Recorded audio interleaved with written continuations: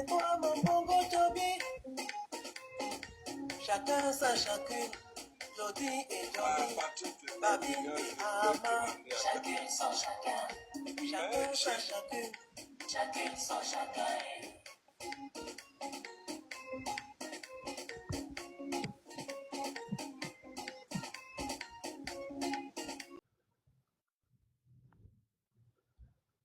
L'histoire s'écrit maintenant. Voici la maquette vidéo du mausolée du podol Rubenum Niobe. Mobilisation générale pour que ce sanctuaire de notre mémoire devienne réalité. Ensemble, rendons hommage aux leaders de l'indépendance. Dans le silence profond de nos forêts, les choses vibrant de nos villes, une voix résonne encore, celle du Podol, Ruben Niobe. Retrouvons-le maintenant au cœur de son combat historique aux Nations Unies.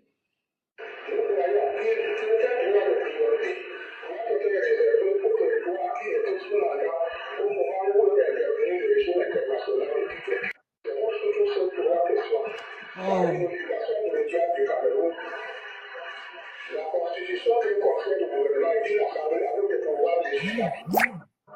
La modification des accords de Quitter a le but de garder tout le régime de l'élection. C'est-à-dire, supprimer la demande de France qui prévoit que le Cameroun sera administré comme territoire partie intégrale du territoire français. Je pense que c'était mieux avant. Ouais, c'est bon là. Ça va. C'était mieux avant parce que ça coupe l'écran là. Mais on voit quand même l'essentiel. On voit. Voilà. On ne croit pas que nous nous laisserons intimider par les fusillades, les pillages et les tortures pour renoncer à notre noble mission qui est de continuer le bon combat pour la réunification et l'indépendance immédiate de notre beau et riche Cameroun. Ruben Niobe.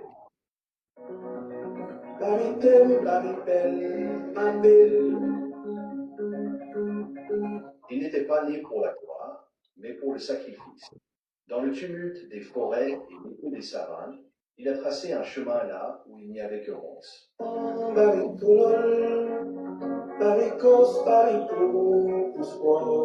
Par sa plume, par son verbe ou par son sang, il a rappelé au monde que le Cameroun ne se courbe pas. Il se dresse, fier et souverain. Né à Sompec en 1913, Ruben Niobe est tombé le 13 septembre 1958, peu avant l'indépendance. Il repose aujourd'hui au cimetière de l'église protestante des Écarts. Mais contrairement aux héros de son rang, la tombe de notre illustre compatriote reste à l'air libre. L'histoire oublie souvent ses héros, mais le Cameroun ne doit pas oublier Niobe. Si ces souvenirs de famille font revivre l'homme, la Fondation Ruben Niobe souhaite aujourd'hui honorer le héros.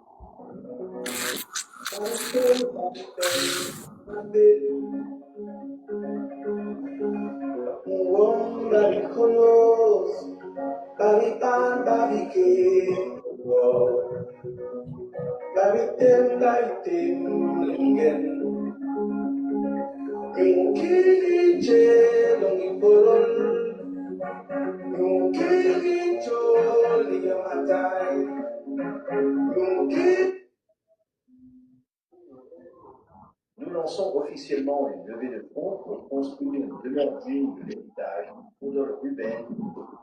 Ce projet, porté par ses proches, appelle à la générosité de tous les cœurs fidèles à ses valeurs.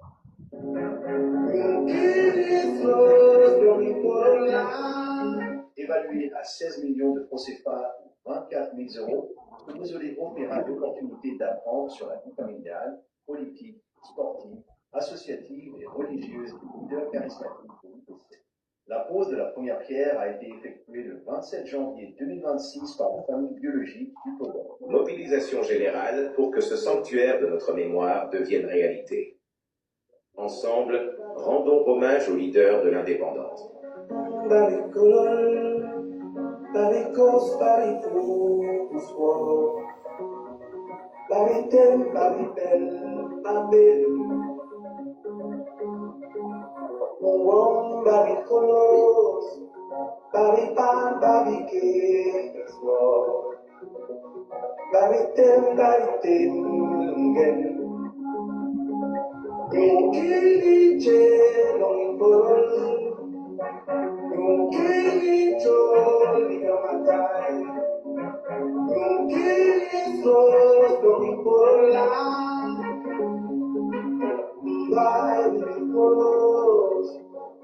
Lord, he request me up. Even all the Donc, je veux d'abord remercier tous ceux qui ont contribué au projet. Parce que vous avez vu la vidéo, c'est une vidéo très intéressante qui est conçue, n'est-ce pas, dans la maison où nous sommes aujourd'hui, par Floris, avec le soutien de Tiaka, de Yann, et tout le monde. Et vous avez le patriarche qui est là. Nous avons tous travaillé ensemble dans ce cadre. Nous continuons à travailler ensemble. Je ne sais pas si je peux déjà m'arrêter là et permettre d'autres parler. Je vais continuer. Voilà. Ils m'ont fait l'honneur En tout cas, oui, ce que moi je voulais demander, c'est est-ce que tu peux nous présenter peut-être pas toute l'équipe oui, d'accord. Le projet avec toi et voilà. Oui. Donc, d'accord. Donc, je voulais en bref disant qu'ils m'ont fait l'honneur d'être le coordinateur du projet de Mausolée. Mais vous avez autour de cela, d'abord les enfants, je veux dire les enfants, donc vous avez Françoise, Georgette Oumniobek qui sera avec nous sur le plateau. Vous avez Hermine, Victoire, Oumniobek qui ne sera pas là, mais elle sera simplement, elle va nous dire peut-être tout à l'heure. Vous avez le patriarche, de son nom, John Ballet, lui-même qui est là. Vous connaissez UPC, qui est conseiller dans le projet. Il y a aussi Adèle qui est là, les gens qui ont contribué à rédiger le texte de la vidéo. Vous avez Hilarion qui nous a rejoint. Et d'autres personnes. Vous avez Cathy, vous avez Citadelle qui est là. Elle était avec nous tout à l'heure, là, je crois qu'elle est toujours là. Donc, il y a un aéropage de personnes aussi qui travaillent dans le cadre du groupe qu'on a appelé Bonbangor de Touba. C'est un peu un groupe essentiellement formé des Bassa du monde entier qui ont pour souci de raviver, n'est-ce pas, la flamme de Gordotouba. Donc, c'est ce groupe-là, d'ailleurs, qui a initié le projet de Mausolée. Donc, nous sommes joints avec les enfants du projet. Ok. Alors, j'imagine que le patriarche... Pourquoi le patriarche? Donc, en fait, dans ma petite région où je suis né, j'ai des frères aînés, j'ai des cousins, mais j'ai été choisi parmi tout cela pour représenter un minimum le groupe. Pas parce que je suis le plus intelligent, pas parce que je suis le plus sage ou le plus vieux, mais j'ai été choisi comme ça par ceux qui étaient nos aînés et tous ceux qui étaient à côté. Et à un moment, par ce choix, je me suis donné le nom du patriarche. Donc voilà, c'est un nom que je me donne parce que je suis appelé dans les jours à venir, si Dieu le permet, d'œuvrer dans la cosmogonie et tout ce qu'on appelle chez nous le Mbok. Donc voilà un peu ce qui m'amène déjà à me donner le nom du patriarche pour la préparation de tout ce qui m'attend. Merci. Ah, d'accord. Ok, merci pour ces détails. Alors, Roger, à chaque fois, j'imagine, si l'un des membres de l'organisation est là, tu me tiens juste informé. Oui. Je ne sais pas si HP Events, c'est l'un d'entre eux, c'est Lionel. C'est ça, celui qui est Hilarion. Mais avant qu'il ne parle, j'ai oublié de citer un membre de la famille qui est le fils qu'on appelle de Ruben François Georges. Je ne vais pas mentionner, mais il est dans l'équipe aussi de ceux qui travaillent dans le projet. D'accord. Ok, merci pour cette. Vous êtes prêts? Are you ready? Oui, je suis prêt. En tout cas, merci. Bon, c'est toujours bon de le savoir. Alors, Roger, vous avez cité entre autres dans le projet des membres de la famille de Oumniobé. Cependant, nous savons que les martyrs, il n'y a pas que bien qu'il soit le Pondol. Est-ce que il y a une ouverture vers d'autres mausolées? Est-ce que il y a d'autres projets pour d'autres martyrs? Par exemple, au Sindé Afana, dont on n'en parle pas trop, par exemple, dans le sud. Oui, je suis certain parce que le combattant Essama vient de parler, n'est-ce pas, d'une organisation qui est mise en place. C'est des héritiers, n'est-ce pas, de nos martyrs. Donc, ils travaillent, ils se concertent déjà entre eux. Donc, ce n'est que la prolongation. Vous appelez qu'il y a le mausolée, l'euro Wanji a eu, n'est-ce pas, donc, sa tombe couverte par rapport à la fondation, je crois, Wanji. et l'effort du président père Ludovic Lado. Donc, certainement, il y a une continuité qui va se mettre en place pour répondre à ces besoins-là. Bon, je sais par ailleurs, hein, j'ai eu vent d'un autre projet, et j'en ai parlé d'ailleurs avec un frère, Alain Koyok, qui est dans un autre groupe, qui font la promotion d'un panthéon. Donc, il y a des initiatives privées. Ça, il faut malheureusement, peut-être, il faut le signaler, mais il faut relever que ce sont des initiatives privées. Alors que dans d'autres pays, on a parlé tout à l'heure, le commandant a parlé de Kwame Nkrumah. Quand vous allez au Ghana, quand vous allez à Accra, en tout cas, il faut visiter le mausolée de Kwame Nkrumah. C'est tout un quartier qui a été consacré, je peux dire. Ça veut dire que l'État a pris la chose en main et a honoré, n'est-ce pas, un digne fils de ce pays-là. Bon. Et il faut dire aussi qu'il ne faut pas désespérer toujours de l'État. Ok, merci. Est-ce que le patriarche aimerait ajouter quelque chose peut-être? Pour le moment, on peut aller de l'avant. D'accord. Tiaka, aurais-tu une question? Alors, écoutez, bonsoir à tous à nouveau. C'est vrai qu'on est réunis là ce soir pour parler de Ruben Nyobe. C'est une figure majeure de l'indépendance. Il a été assassiné en 58. C'est un homme dont il ne reste que quelques photos. On a un enregistrement sonore où il prend la parole devant l'ONU. On a des écrits et on a quand même une mémoire qui a été longtemps interdite. Moi, j'ai cru comprendre que pendant des années, même se recueillir sur sa tombe, c'était s'exposer vraiment à peut-être des sanctions, à des surveillances des services de renseignement. Mais en 90, il me semble que dans les années 90, Paul Biya l'a reconnu comme héros national. Mais bon, entre reconnaissance symbolique et réparation réelle, il y a quand même un fossé qui reste immense. Alors tout à l'heure, vous avez parlé de son épouse. J'ai cru comprendre qu'il avait 2 épouses, c'était un foyer polygame. Et effectivement, elles sont décédées quand même récemment, en 2023. C'était hier. Et ce n'était pas seulement des épouses, donc on pourrait en parler, c'était quand même des militantes, d'après ce que j'ai pu lire, des militantes engagées, actives, et qui ont été dans le maquis. Et donc je me posais la question de savoir, peut-être que vous allez pouvoir me répondre, pourquoi les femmes du maquis, comme les épouses de Nyobe, sont-elles aussi absentes du récit national? Parce qu'on a quand même la journée du 8 mars, chaque année au Cameroun. On est là aussi pour honorer les femmes combattantes, résistantes. Mais voilà, voilà, c'est quelque chose, voilà, qui me pose question, sachant que j'ai vu en 2017, une des épouses de Nyobe a été reçue par Paul Biya, je crois que c'était le jour de la fête nationale. Voilà, donc d'ailleurs, le jour de cette rencontre-là, je ne sais pas si les membres de la famille, est-ce que vous pouvez nous en dire plus sur cette rencontre? Est-ce qu'il y a eu des promesses quand même concrètes?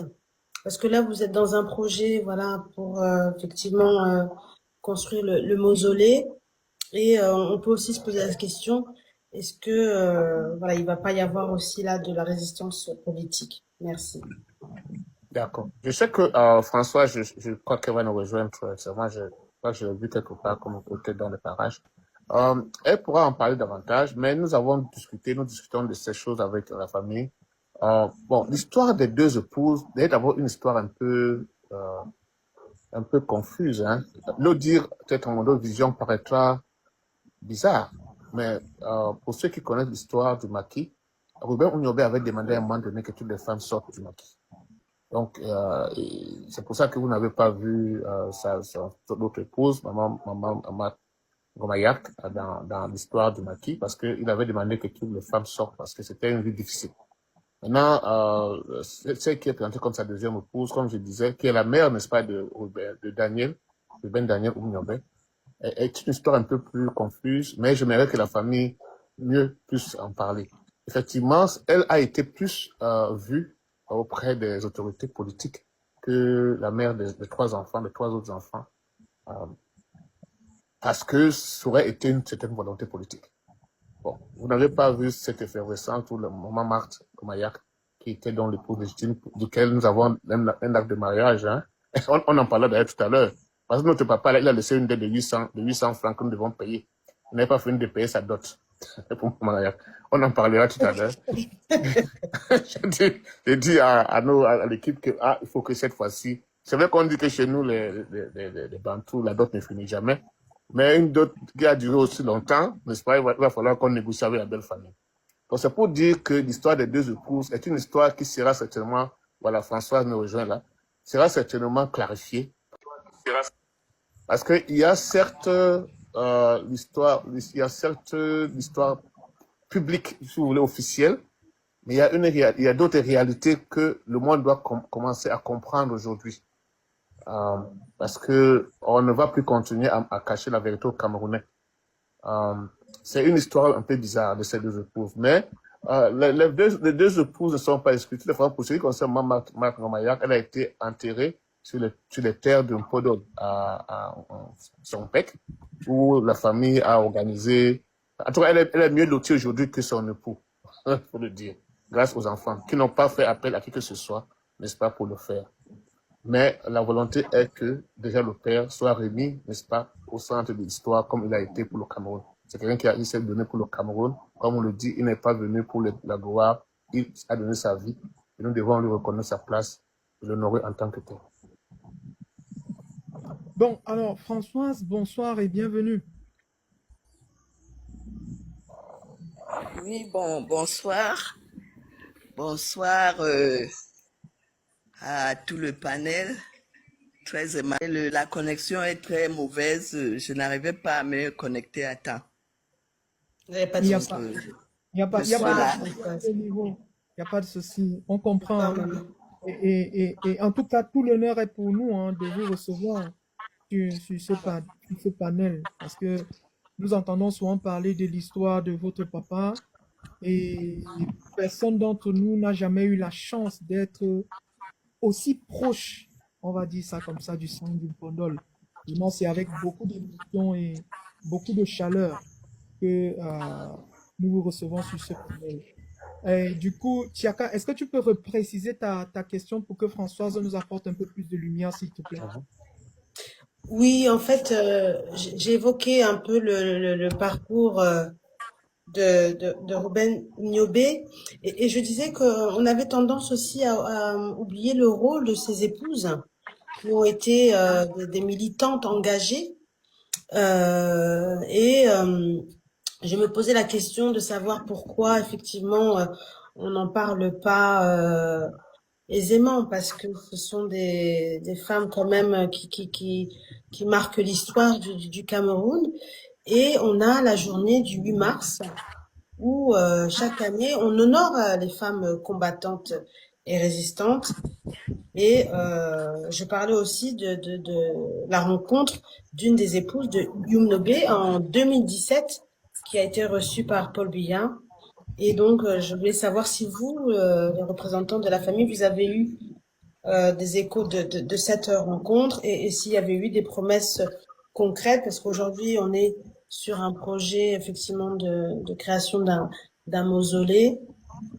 Et donc, voilà, je voulais savoir un peu, voilà, si vous avez un retour historique à nous faire à ce sujet, sachant que ces épouses, les deux, sont décédées en 2023, je crois, la même année.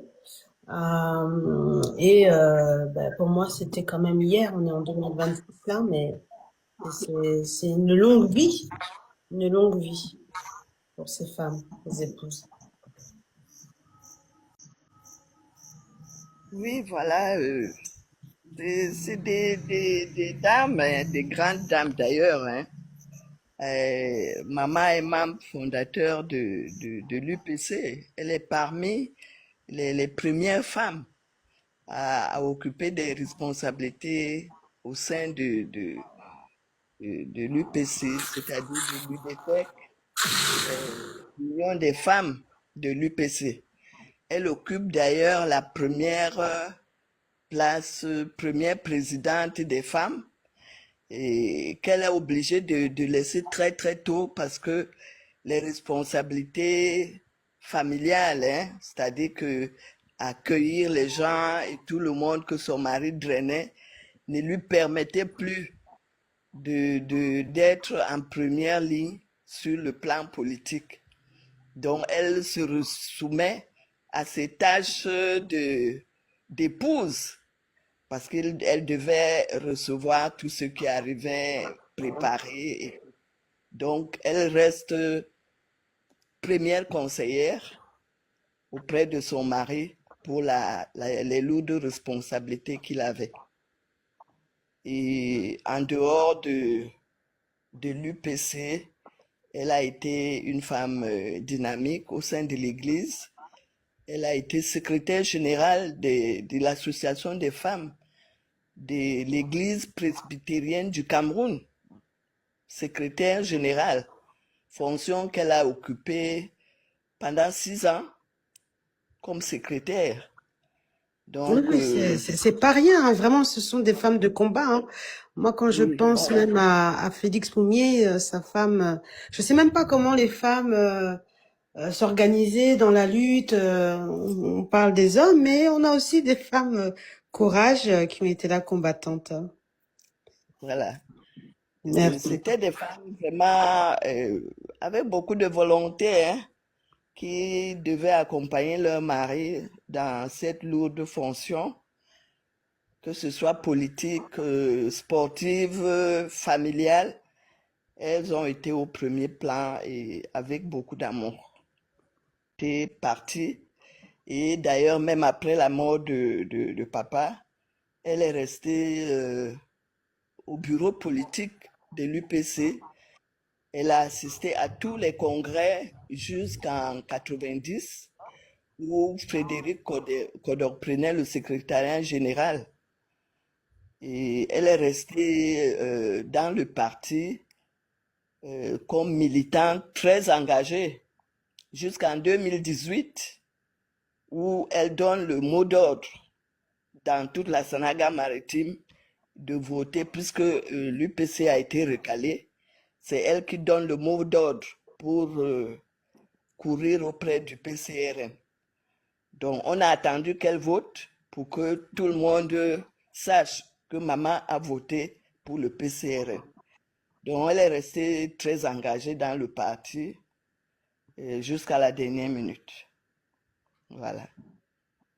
Maintenant, Bon, François, maintenant, vous avez une autre préoccupation sur les relations avec l'État actuel. Bon, je vais dire que la maman de Daniel, qui a été la mère de notre frère, hein, notre frère adoptif, a été auprès de maman pendant plus de 40 ans, après le décès de mon père. Maman l'a récupérée avec l'enfant.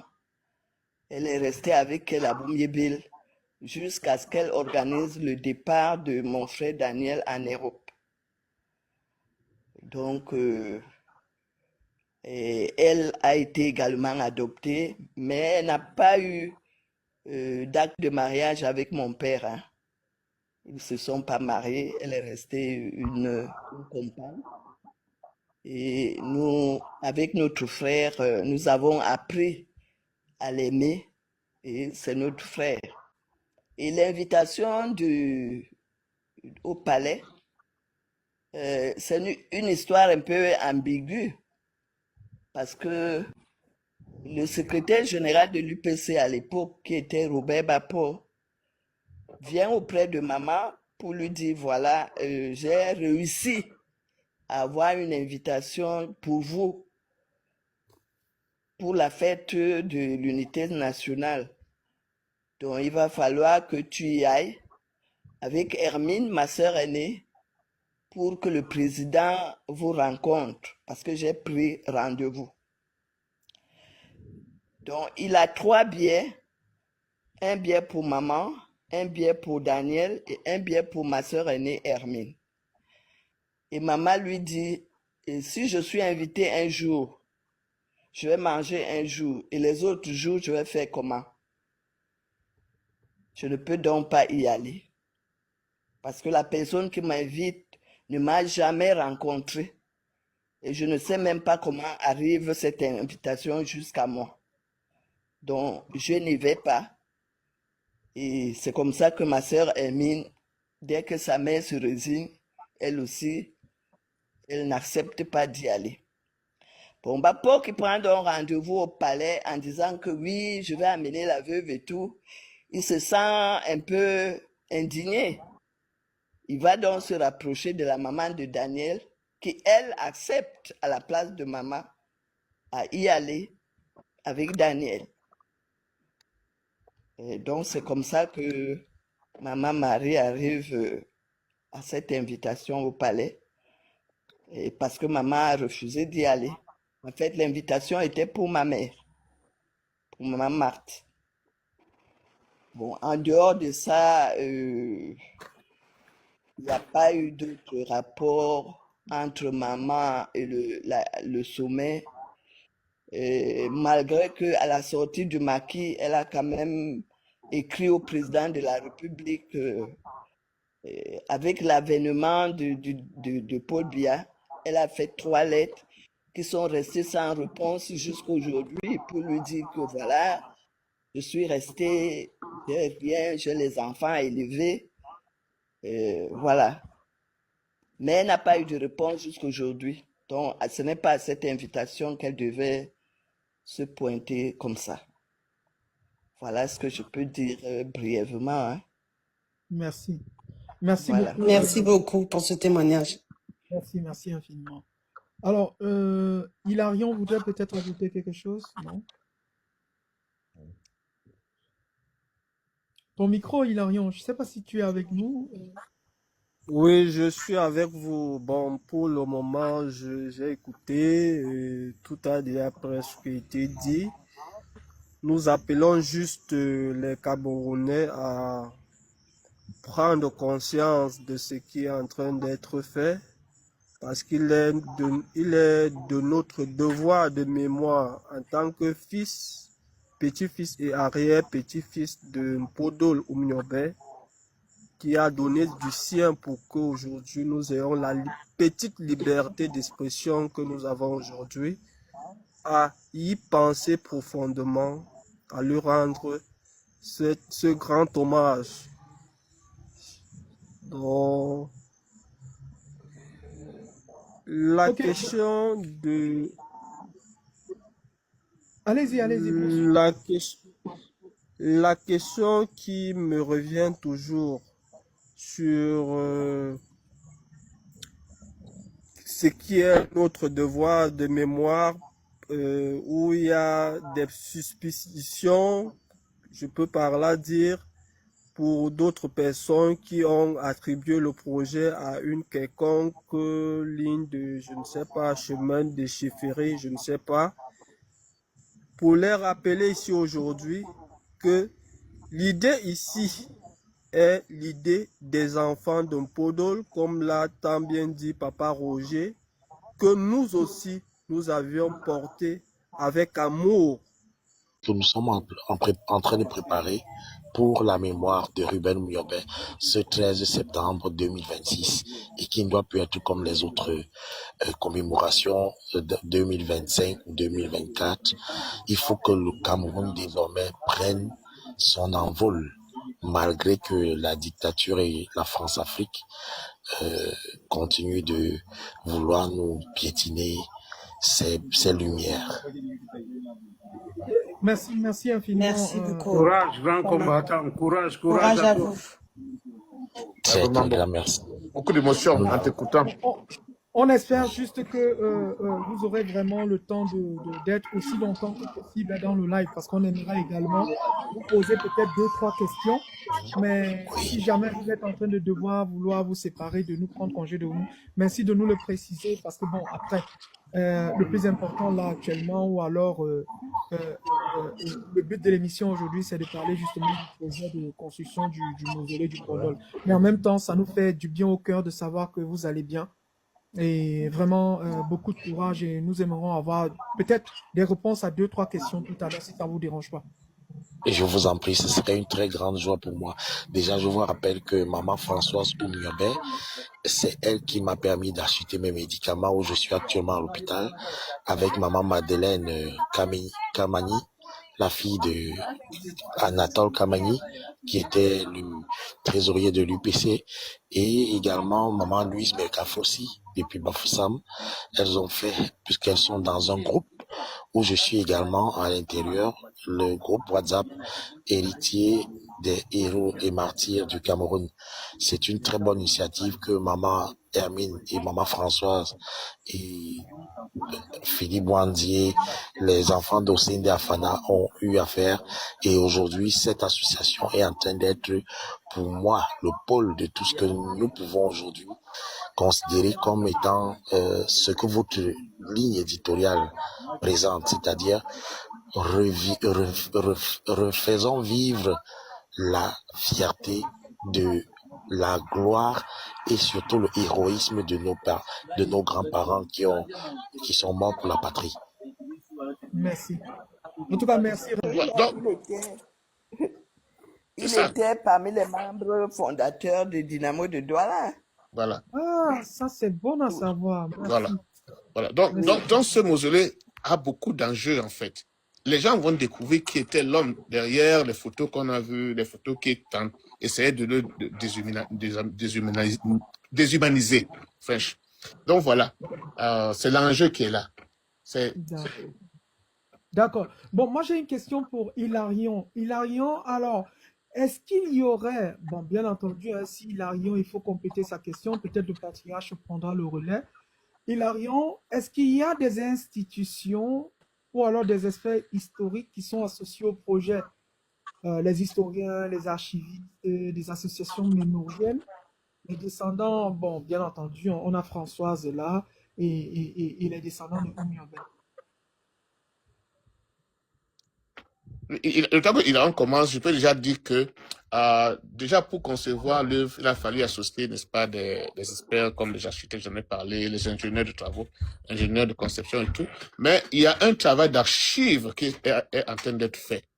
Il y a un travail d'archives qui est en train d'être fait auquel est associé des historiens, n'est-ce pas.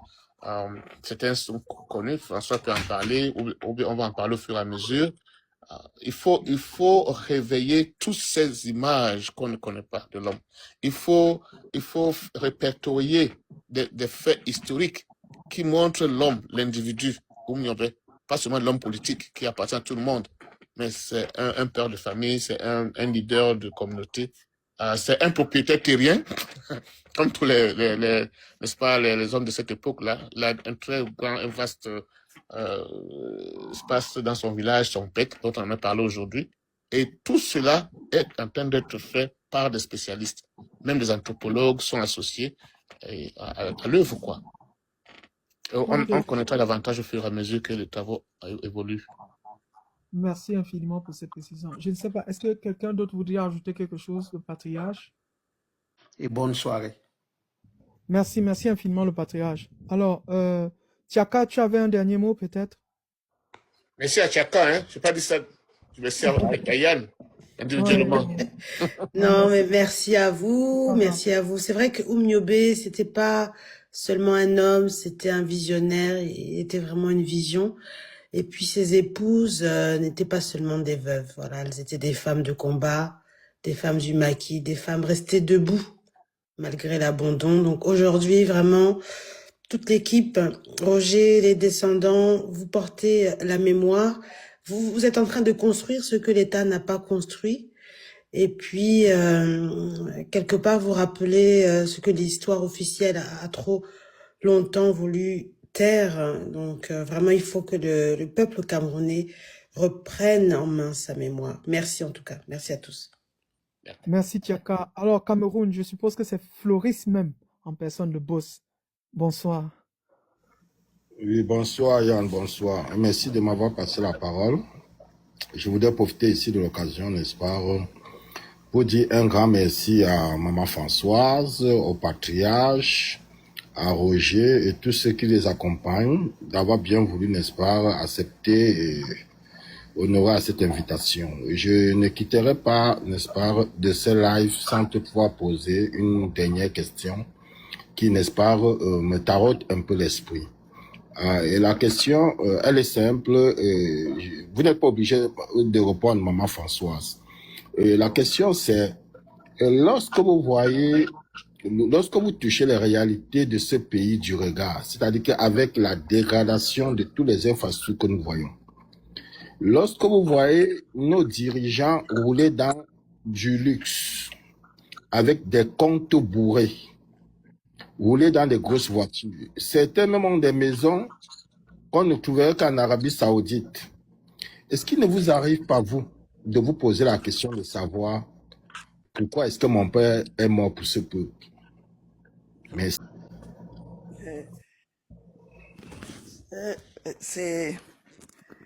Disons que ça fait mal. J'ai dit tout à l'heure que c'est triste.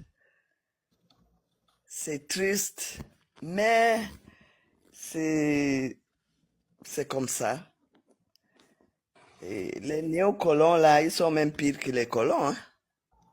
C'est-à-dire que l'élève va dépasser le maître ou le professeur. Voilà. Donc, ils ne sont pas là au service du peuple. Ils sont là pour se servir.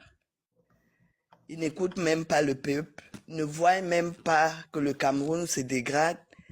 Lorsque moi j'ai porté le courrier avant les élections au Conseil constitutionnel, c'est parce qu'on voit l'état dégradant du Cameroun. Le côté social est à terre. Mais ils ne sont pas là pour nous, ils ne sont pas là pour le peuple, ils sont là pour eux-mêmes. Ça ne leur dit rien, rien du tout. Alors c'est triste. Vraiment, je me dis que lorsque nous autres, nous avons décidé de nous rapprocher de Mpodol, c'est d'un cri que nous voulons demander à tous ces ancêtres que levez-vous. Parce que le travail que vous avez fait, c'est comme si vous n'avez rien fait. Il faut donc qu'ils se lèvent. Mais pour qu'ils se lèvent, il faut faire quelque chose. Il faut leur donner soit à manger, soit un abri, soit... Donc nous devons faire quelque chose pour qu'en retour, ce qu'ils ont dit se réalise. Et c'est pour cette raison que vraiment, lorsque on décide de donner un mausolée à Mpodol qui a été condamné dans le béton, si lui il est condamné, ça veut dire que c'est le Cameroun qui est condamné. Donc, essayons de débloquer pour que les choses soient bien meilleures. Mais sinon, c'est très triste. C'est très triste.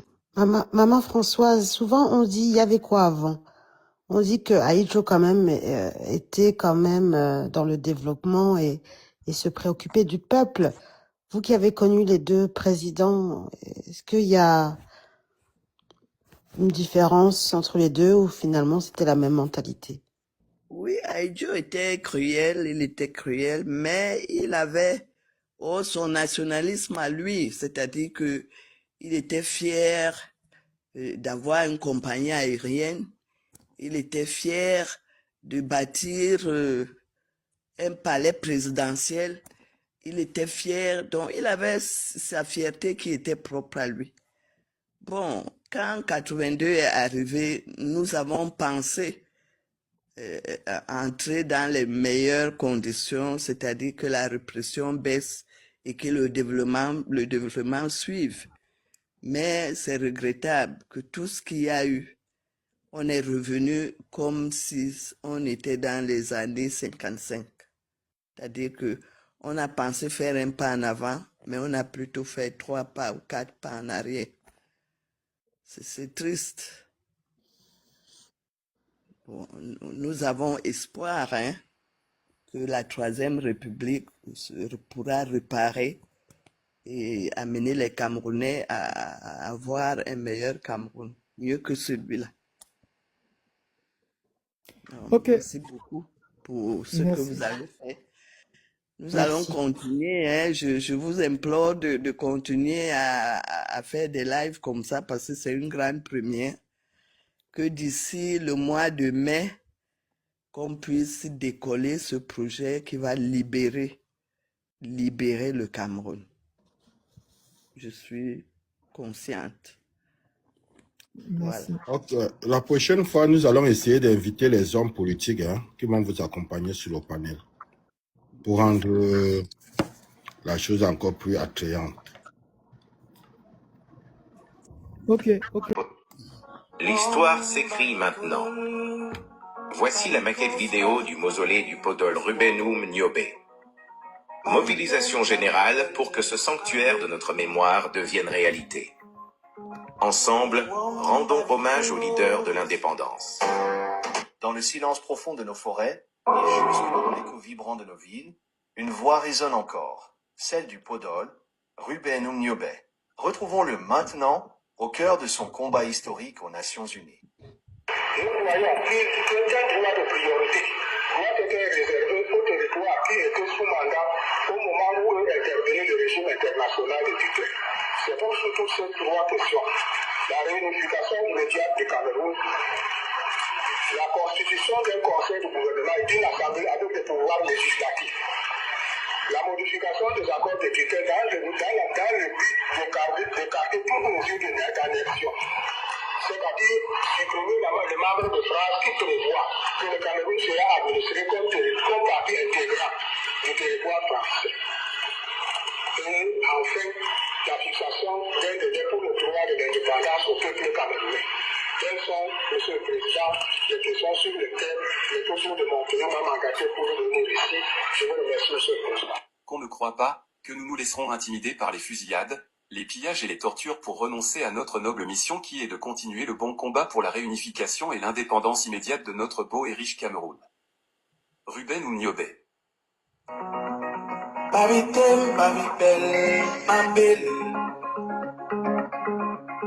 Il n'était pas né pour la gloire, mais pour le sacrifice.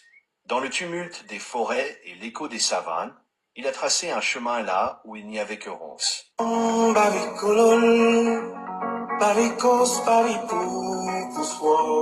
Par sa plume, par son verbe ou par son sang, il a rappelé au monde que le Cameroun ne se courbe pas. Il se dresse, fier et souverain. Né à Sompec en 1913, Rubenoum Niobé est tombé le 13 septembre 1958, peu avant l'indépendance. Il repose aujourd'hui au cimetière de l'église protestante d'Ezeka. Mais contrairement aux héros de son rang, la tombe de notre illustre compatriote reste à l'air libre. L'histoire oublie souvent ses héros, mais le Cameroun ne doit pas oublier Niobé. Si ses souvenirs de famille font revivre l'homme, la fondation Rubenoum Niobé souhaite aujourd'hui honorer le héros. Tiaka, tu es là?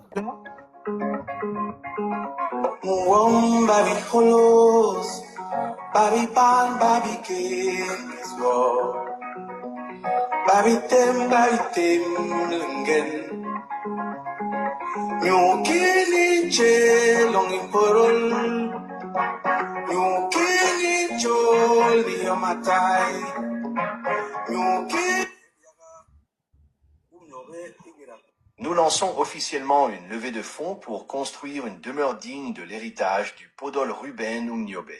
Ce projet, porté par ses proches, appelle à la générosité de tous les cœurs fidèles à ses valeurs.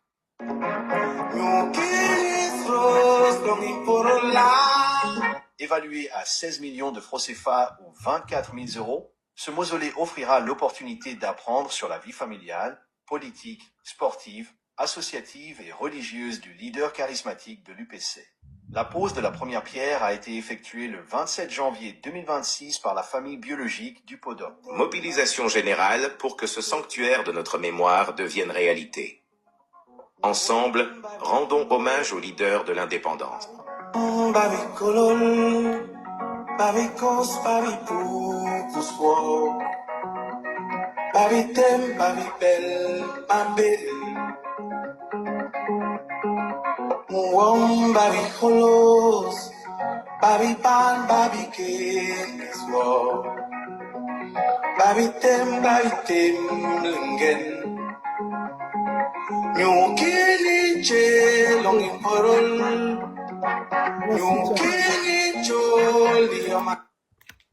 Merci, Tchaka, merci infiniment. Hein. Avant de passer le dernier tour de parole,